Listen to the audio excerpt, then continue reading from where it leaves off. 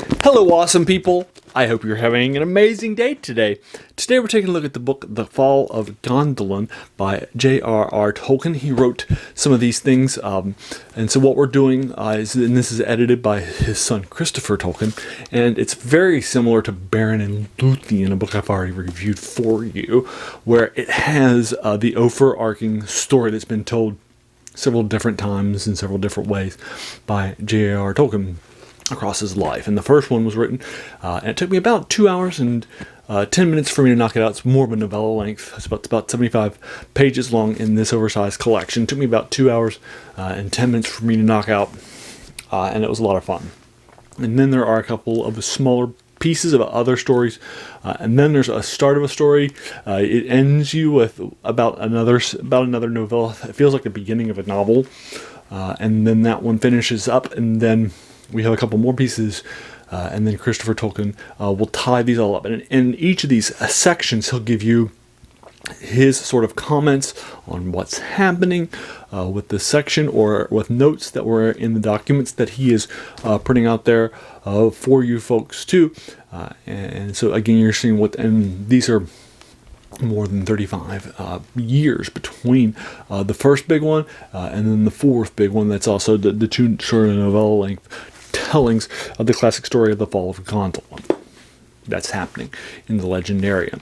And it's very important to understand as a Tolkien fan, and that this is kind of how it was, right? Tolkien definitely would add to his stuff over time, and develop stuff over time, and add details to it that weren't in the first, or change things up over time, and that kind of happens a lot in a lot of this stuff. So reading sort of 4 different takes on the Fall of Gondolin by J.R.R. Tolkien over the course of his life that were all written is definitely something that feels very Tolkienish. For example, he wrote the original version of The Hobbit, not seeing the magic ring that is riddled over as the One Ring. And then when he's writing The Lord of the Rings, he's like, oh, this is the One Ring. So what I should do is I should go back and edit the original Hobbit, and he created a second edition of the Hobbit that added in some clues and some hints that would show that this actually is the One Ring. I've actually read and gone back as a special edition, the first edition of The Hobbit for this channel, and so that way you guys can have that context. But this is something that he did, right?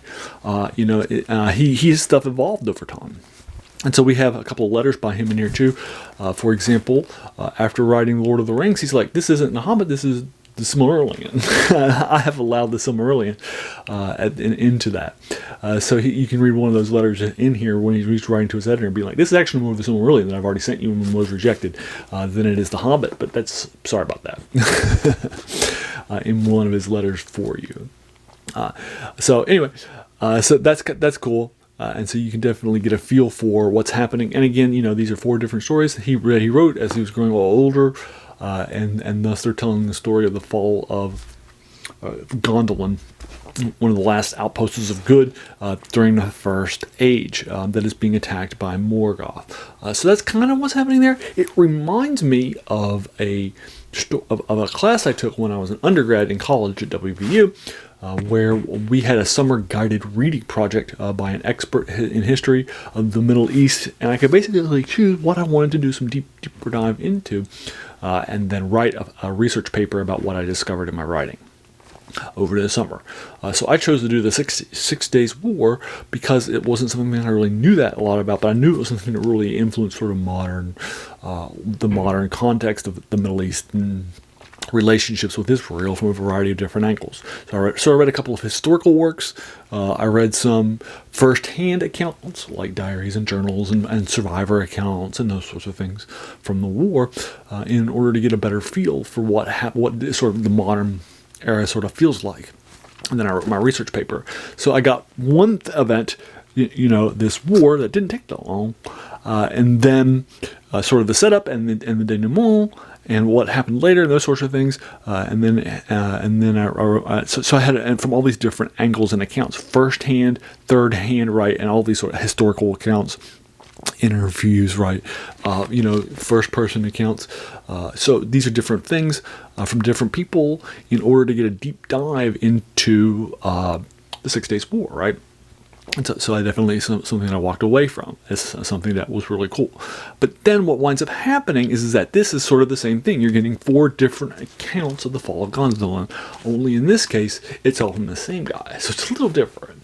This definitely feels like it might be a little more academic because it's got like a whole chapters on, and lots of context, lots of additionals, editor's notes, and so this definitely feels something a little more academic than just here's just a pure fantasy story, kind of like the Children of Hurin, which I've already just recently gone back and reread for you and reviewed for this channel, which is also a first age story that was written and never published by Tolkien and now edited by Christopher Tolkien with notes.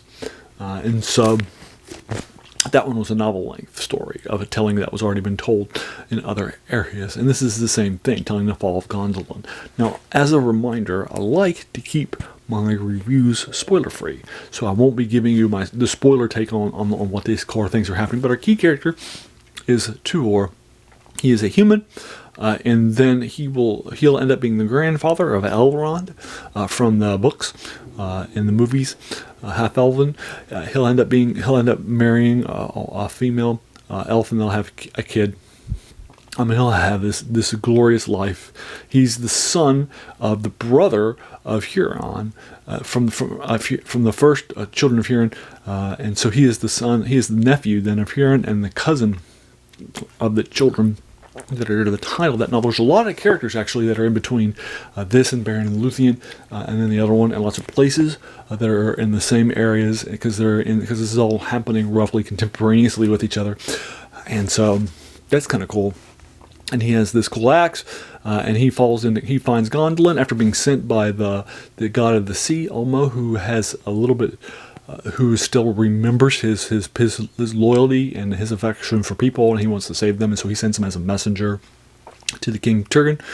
He'll arrive with the message, and that's about 10 pages into the story, and then I'll leave you to it.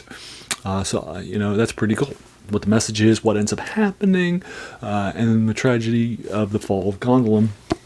That's pretty cool. I was actually surprised when I was reading the first one as to how soon the Fall of Gondolin actually happens in the first novella. So that's pretty cool. The fall actually is a pretty key event, and there's this epic long battle that takes like a really long time, like half of them is dedicated to the actual battle at the Fall of Gondolin. So that's pretty cool. But again, no spoilers because I want you to go back into this device fresh. But this is a story that's been told multiple times by this guy in multiple places. So it's not new knowledge, if you will. But I think there's some fun stuff in here. So how do you review out of a 10 a story like this that has a lot of, it really feels like it's more academic, it's telling the same story 4 times, right? Out of a 10, right? It feels a little more difficult. I'm giving it a 7 because it feels like there's some good stuff in there, a lot of fun stuff, and it's nice to do a deeper dive into this story. I wasn't bored. I knocked it out pretty quickly in 4 days. But again, it definitely felt like a little bit of an interesting sort of a thing. So there you are. That is The Fall of Gondolin for you by J.R.R. Tolkien and edited and with comments by his son Christopher. And there you are. I'll go ahead and leave you to it. Have you read this? If so, what did you think about it? I'd be more than happy to talk about it with you in the comments below or spoilers. Let's do so. If you thought it was better or worse than my rating of a 7 out of 10, let's do that too. If you enjoyed this video, why not hit that subscribe button? There should be a lot more of these to follow. And I want to thank you so much for taking some time out of your day and investing it and watching my video. We all have so many things that are happening in our lives, right? And we're pulled in so many different directions. So the fact that you spent this time with me is incredibly humbling, and I appreciate it. So thanks again, and have an amazing day.